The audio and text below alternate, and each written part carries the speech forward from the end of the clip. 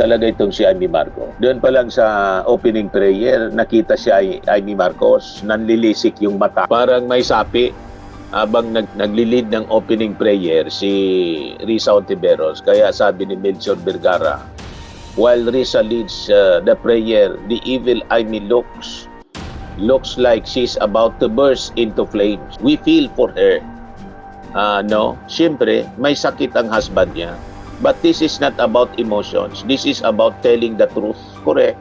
Gusto niyang isalba talaga si Sara. Pakinggan ninyo ito. Pagtatanong ni Amy Marcos. Mga kababayan. So, mula nung kinuha ninyo yung pera sa bangko at tinurn over to Colonel La Chica, may pagkakataon ba na hinawakan yung pera ni Sara? Wala, ma'am. At nagbabagang mga balita at pagtalakay sa mga isyu na lipunan. Bulsa, opinyon, banat at paglalantad sa katotohanan. Bulsa, what you see is what you get. You decide. Kababayan, ako tabihan sa inyong amigo si Dante Maravillas. Kawawa itong si Acosta. Pero sigurado, sabi nga natin, nagkinabang. Nagkinabang din ito. Pero hindi kasing laki ng pakinabang siguro ni Dante La Chica. Mas paldo yon. At siyempre, yung principal, si Sara Duterte mismo. Siya yung nag-utos eh. Tama pa ang ating mga analysis. Kaya lang, gustong gawing sacrificial lamb. At kasapon mga kababayan, sa pagtatanong ni Amy Marcos, talaga itong si Amy Marcos. Doon pa lang sa opening prayer, nakita si Amy Marcos, nanlilisik yung mata. Only comes si Amy, mga kababayan. Nanlilisik ang mga mata. Parang may sapi habang naglilid ng opening prayer si Risa Ontiveros. Kaya sabi ni Melchor Vergara, while Risa leads the prayer, the evil Amy looks like she's about to burst into flames. At gusto niya, mga kababayan, kawaan itong si Acosta. Tinanong niya, di ba niya yung asawa mo? Kumusta po yung asawa ninyo na binisita ninyo? Alam ko undergoing treatment. Sabi ni Gina Acosta, hindi po maganda ma'am, I'm sorry. Sabi ni Amy Marcos, I'm sorry also. Pinagdarasal namin siya. Pinaglalaroan niya yung emotion ng ating mga mamamayang Pilipino. Kaya sabi ni Neil Daep, something's fishy, not even clarificatory question. Sabi ni Rodolfo Bermas, parang ang sama ng datinga. Naalata ng ating mga kababayan na yun ang intensyon, mga kababayan, ni Amy Marcos. Exploit yung emotion para kawaan. Napalabasin niya, ginigipit si Acosta. Sabi po niya, tama itong reaksyon, mga kababayan ni Atty. Capona. We feel for her. Siyempre, may sakit ang husband niya. But this is not about emotions. This is about telling the truth. Correct. May masamang intensyon, mga kababayan, si Amy Marcos para i-shield itong si Acosta. At hindi na, mga kababayan, dapat tinatanong kasi may sakit yung asawa. Anong kanilaman naman ang sakit ng kanyang asawa? Hindi ba niya, Mr. Maravillas, yung isa pang SDO, si Fajarda, na-stroke. Na-stroke yun. And we pray na makarecover siya para matanong. Na-stroke yun, halimbawa na-stroke siya. Tingnan natin. Yung isang SDO, yung sa DepEd ito, BP Sara's former SDO suffered stroke, testimony put on hold. Siya na sana, mga kababayan, yung susunod na isasalang sa witness stand. Kaya sabi dito, House Prosecution Panel will have to wait before it can present Edward Fajarda, the former Special Disbursing Officer ng DepEd who handled Vice President Sara Duterte's confidential funds before the Senate Impeachment Court. Na-stroke ito, siyempre, masyadong stress. So, ang may sala dito lahat si Sara. Bagaman naunawaan nila ang nararamdaman ni dating Office of the Vice President Special Disbursing Officer Gina Acosta kaugnay sa health condition ng kanyang asawa.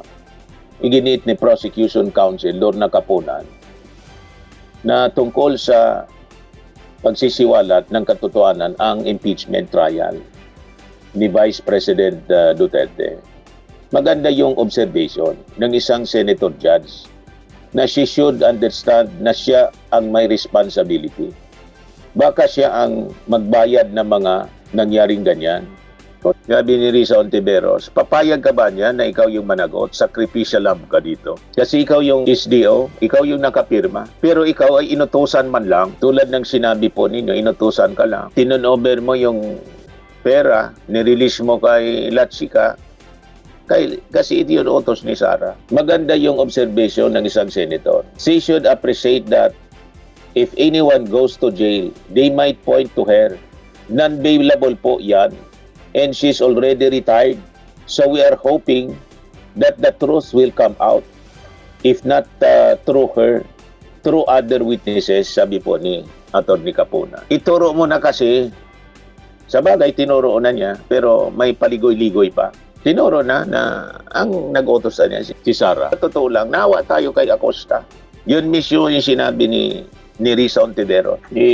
I-play ko sa inyo mga kababayan. Yung sinabi ni Terry Ridon, planderan niya. Kukulong si Mr. Lachica. Dito po sa maling paggamit ng ordinary funds. Si Terry Ridon. Pero alam po ninyo, mga ordinary kawali lang po ito.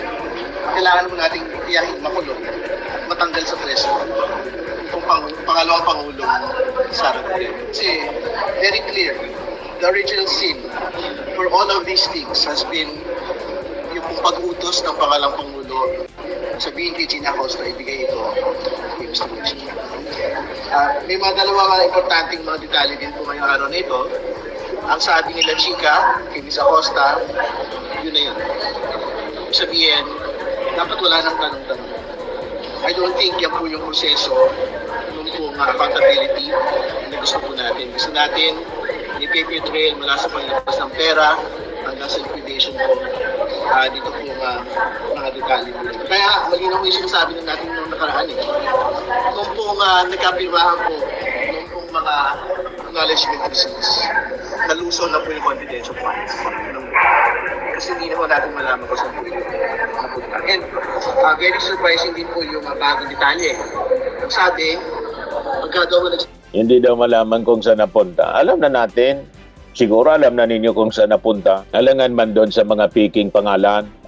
Ulaan ninyo kung saan po napunta yung milyon-milyon na pera ng bayan. Siyempre, sabi nga natin, may napunta din kay Latsika kasi alangan wala. At dito kay Acosta. Pero malamang sa malamang mga kababayan, yung napunta kay Acosta, kung tawag natin dito sa amin, tipsik-tipsik lang. Kung sa ulan, shower-shower, na tipsikan na niya. Alam niyo yon mga kababayan? Yung konti lang na wisik-wisik. Binabawi daw po yung pong acknowledgement receipt na binibigay po ni Mr. Lachica. Very surprising po ito and I think very irregular po ito kasi ang totoo naman po yung acknowledgement receipts kasama po dapat yun sa documentation for liquidation hanggang pinakadulo. Instead, meron acknowledgement receipt from Mr. Lachica, tapos meron acknowledgement receipt mula doon po sa mga recipients ng confidential fund. Dapat nagkakaroon po ng pagbabangga yung pong mga acknowledgement receipts po na ito. Hindi po upra na parang bigla na lang kung pagkabigay na liquidation report, may paghugot dito po acknowledgement receipt. So, I think very important po na lumabas din po ito sa paglilitis ngayong araw na ito. Again, to recap, I'm sure pumulong si Ms. Acosta, pwedeng makulong sila Chica. Pero hindi mo dapat matapos yun. Kasi nga, kapag nasabi ko, ordinaryo lang po itong nakita naman natin sa kanya pong ginagawa. Dapat kung makulong kasama nila. Vice President Sara Duterte, dapat matanggal on the basis of confidence funds misuse. Alam namin yung gawain ninyo, distraction, puro distraction. Si Amy Marcos, puro distraction ang ginagawa. Dinadala niya sa emosyon. Gusto niyang isalba talaga si Sara. Pakinggan ninyo itong pagtatanong ni Amy Marcos. Mga kababayan. So, mula nung kinuha ninyo yung pera sa bangko at tinurn over to Colonel Lachica, may pagkakataon ba na hinawakan yung pera ni VP Sara? Wala, ma'am. At masasabi mo ba kung nakita man lang kahit isang sentimo nung pera ni VP? Wala, ma'am. Pwede mo bang sabihin o alam kung kinuha, inangkin, inagaw ni VP kahit isang sentimo nitong confidential funds na to? Hindi ko nakita, ma'am. Ay, ganun pala eh. Pero ang alam ko, kanina sinabi mo, yung liquidation and supporting documents, ito ang responsibilidad ninyo na iprepara yung mga dokumento para sa Gusto COA niyang idiin at, lang, Sis sa mga Acosta. official. Tama po ba? Yung mga documents, di ba yun ang trabaho mo bilang SDO? Kasali po yun, ma'am. Kawawa si Acosta. Itong mga papeles na to, katabi mo ba si BP? Para tignan yung mga daan-daan, libu-libong mga dokumento tungkol sa confidential funds. Nandun ba siya? Wala po siya, ma'am. Nag-base lang po ako, ma'am, kung paano yung gagawin po doon sa GC, ma'am. Tinitignan ba niya yung bawat isa na mga acknowledgement receipt, yung iba't iba pang papel for personal authentication? Tinitignan ba niya yan? Basta, ma'am, yung mga acknowledgement receipts, ma'am, galing po yun kay security officer, ma'am, at bibigay po niya sa akin, ma'am. At siya bang nagbigay sa iyo? Inabot ba niya yung mga resibong yan na tinatanong ngayon ng prosecution? Inabot po sa akin, ma'am, na naka-envelope po ng brown envelope ni security officer, ma'am, na si Colonel La Chica, ma'am. Si Colonel La Chica at hindi si VP Sara ang nagbigay sa inyo ng mga papeles. Siya ba ang kumuha ng mga signature ng mga nakapirma sa resibo?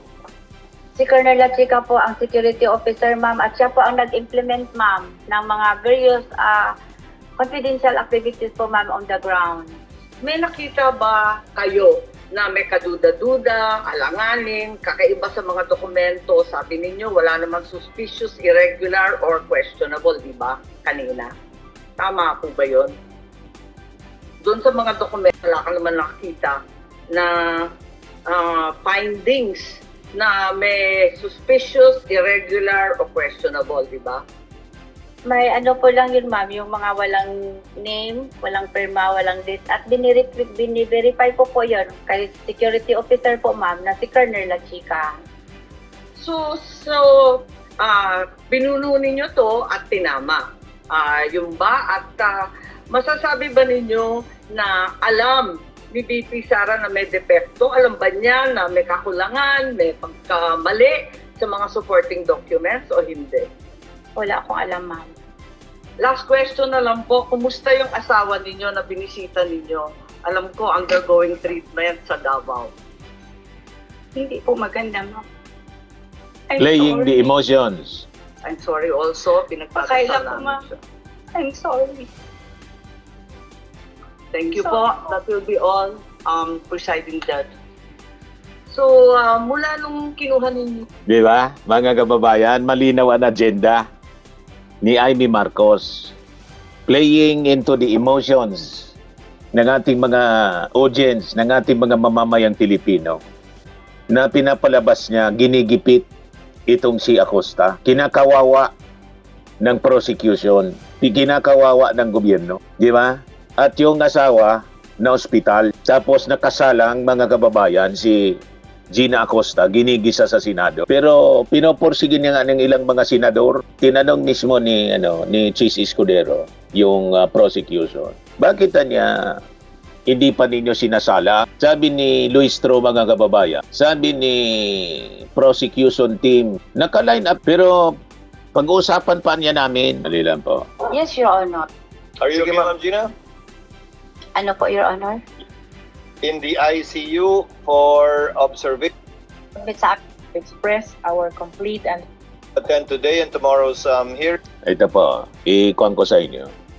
So last part na to, kahapon, siyempre mahaba. 7 hours yata, inabot yung impeachment trial.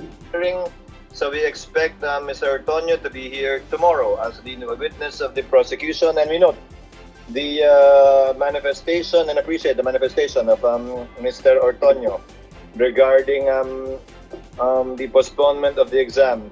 We are also in receipt of a letter from Gabriel Mendoza Law Offices and a medical certificate of Edward Fajarda, our supposed witness for today, tomorrow, and the next day, excusing himself from attending the 24, 25, and 26 trial because according to the lettered medical certificate, Mr. Fajarda was confined in the ICU for observation although he's in a regular room now because he suffered from a stroke on the lower backside of the brain, according to the medical certificate. The court notes the medical certificate from counsel and physician of Mr. Fajarda. However, before we excuse him as requested, the court is instructing and directing the head of the Senate's Medical and Dental Bureau, Dr. Season, to examine the witness and validate the medical findings with his physicians and to submit a report to this court regarding his condition and if indeed he will be unable to testify this week and when, if at all, he can testify. So ordered. The chair will defer, would have been prepared to make a ruling with respect to the August 12 manifestation of Sheila and hear the answer of Attorney Ligutan. However, given the time, we shall postpone that for tomorrow. So, Your the Honor, prosecutor, do we expect Mr. Ortonio to be your next witness tomorrow? First of all, Your Honor, we would like to request from the Honorable Impeachment Court a certified true copy of the medical certificate of Edward Fajarda, the former SDO of DepEd, whom we expect to present today until tomorrow. Nonetheless, Your Honor, we would like to express our complete understanding and concern should the medical condition has any relation to the ongoing impeachment trial. And pertaining to Mr. Ortonio, Your Honor, Before you yes, proceed, counsel, so we will furnish you that copy, clerk of court directed, as well as the report of the Senate's Medical and Dental Bureau Chief. You and the other party will be furnished with a copy of the same. Likewise, Your Honor, with respect to the advice of the physician to take a rest for a period of 2 weeks, we understand that the medical certificate was issued on August 20, and 2 weeks will end on September 3, and that is a Thursday. And therefore, we would like to make a reservation on September 7 for the presentation of Edward Fajarda, still as part of the witnesses of the prosecution, Your Honor. So noted. With respect to Limuel Ortonio, Your Honor, the Assistant Chief of Staff of the OVP, yes, we confirm to present him tomorrow. However, Your So, Honor, mamaya yan, since mga tomorrow is kababayan. only Tuesday, Abangan and we natin. would like to maximize the schedule that was given to us by the Honorable Impeachment Court, may we likewise request for the issuance of subpoena to the 3 AFP officials, namely, Your Honor, Colonel Manaros Boransing II, Colonel Magtanggol Panopio, and Colonel Adonis Bahao. This is for Wednesday, Your Honor. That is August 26. And if we will not be able to finish the same, we will be making the necessary manifestation on Wednesday for a possible reissuance of subpoena on the following week, Your Honor. These officials of the AFP are in active service, counsel? Would you know? It is believed, Your Honor, that Colonel Adonis Bahao is retired already. However, the two remaining, such as Colonel Manaros and Colonel Magtanggol, are both in active service of the Armed Forces of the And Philippines. this pertains to the OVP or DepEd's confidential funds? This pertains to the Department of Education's confidential fund, Your Honor. Although Attorney Ligutan answered already earlier, I think you cannot ignore the fact that the witness has been naming one specific colonel for the whole afternoon and Chika. this morning, and the name of the colonel does not appear in one of those you are seeking to issue a subpoena against. Out of curiosity, although we cannot compel you, counsel, at some point, do we expect that to happen? We confirm, Your Honor, that that is part of the prosecution's witnesses, but as a matter of practice of the prosecution, we will have to revisit the list to come up with our final decision as to who will be presented before this impeachment court, Your Honor. But again, you cannot deny the fact that Colonel Lachiga was starring in the testimony of We confirm that, Your Honor. Gina Acosta. Let the subpoena be issued to the aforementioned 3 current and or former officials of the AFP to attend the hearing beginning on Wednesday. Who will be your first witness?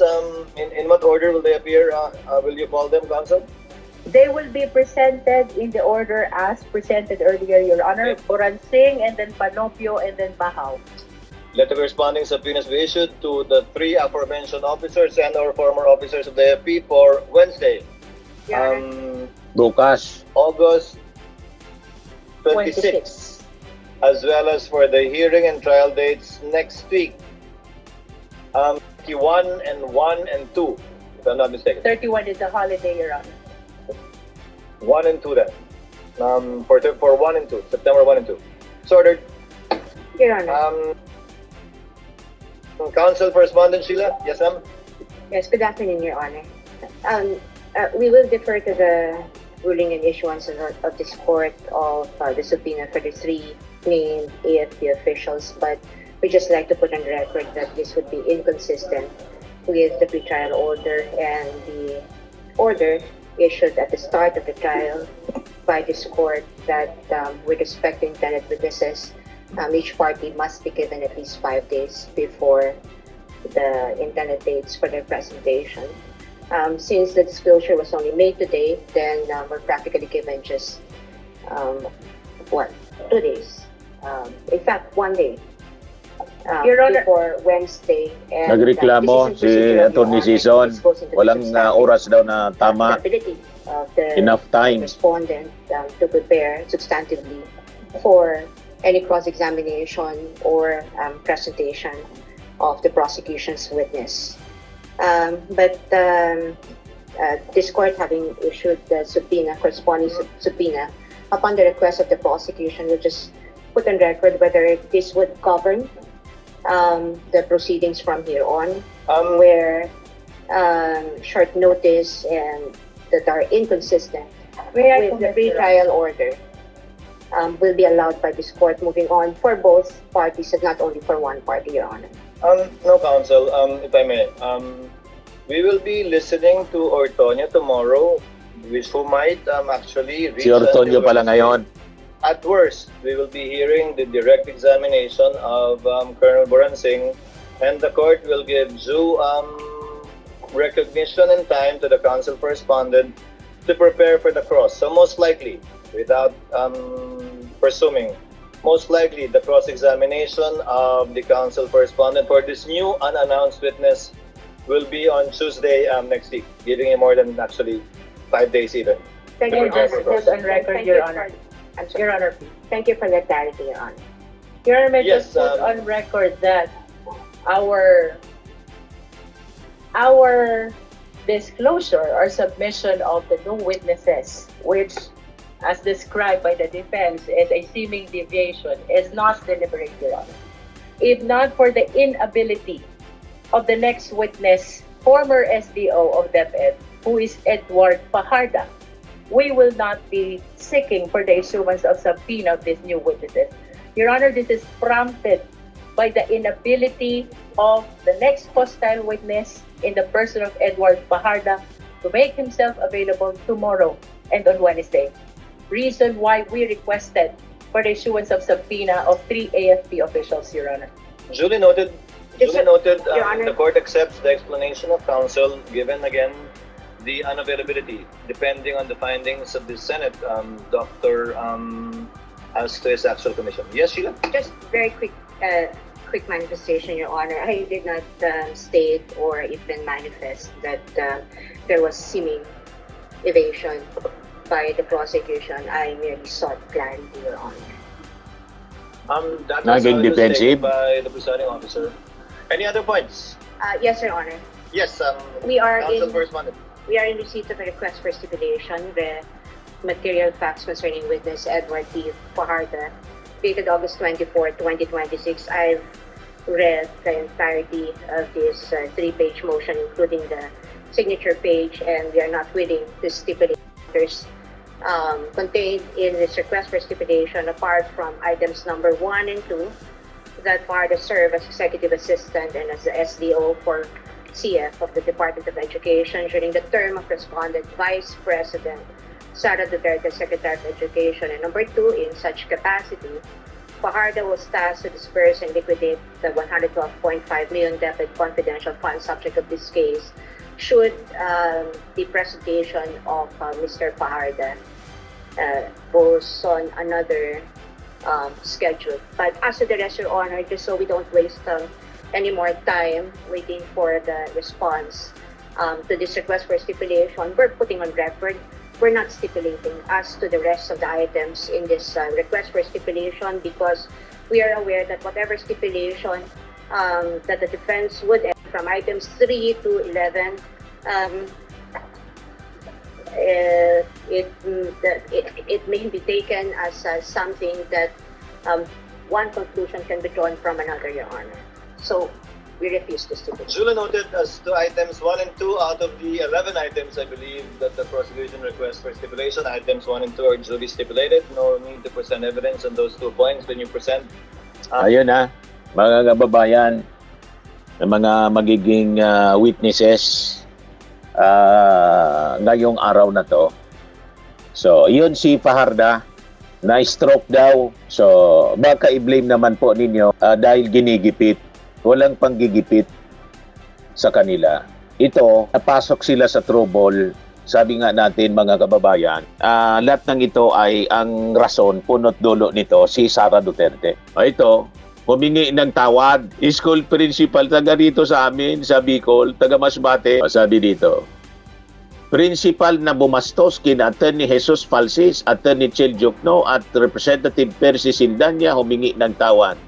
Sabi niya, to those who may have been offended, hurt, or adversely affected by shared post and repost, I humbly ask for your understanding and forgiveness. I am deeply sorry. Diyan, no? Patawarin na natin, mga kababayan. Pero hindi man kamove on si Percy Sindanya. Sabi ni Percy Sindanya, lumang modus na yang post, post first, public apology later. Apology is not accountability. So ang ibig sabihin, papanagutin pa rin. Handa daw siya, mga kababayan, na managot. O di, okay. Panagutan niya. Di ba?